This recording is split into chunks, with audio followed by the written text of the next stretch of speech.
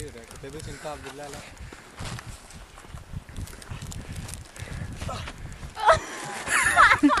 Aia a fost bună! De ce aia a fost tare? Încă una!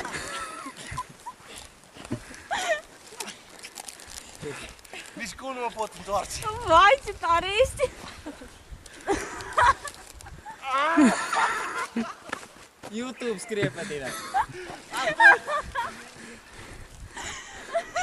Fanti, găsește-ți echilibru cumva, ridică-te!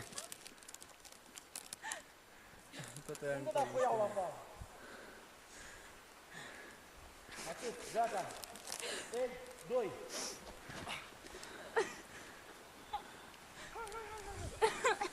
Uite-mă, mami, nu vreau!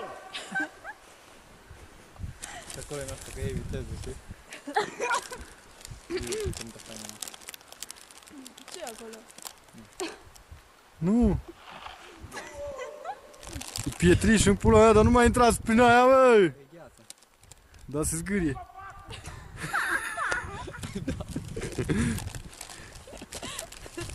Aia a fost tare! Da, uite și pe aici merge. Anca. Uite, acolo sunt cabli. Da, dar nu merge încolo. Da. E nașpa să nu, prin aia să nu intrați, să încercați să evitați.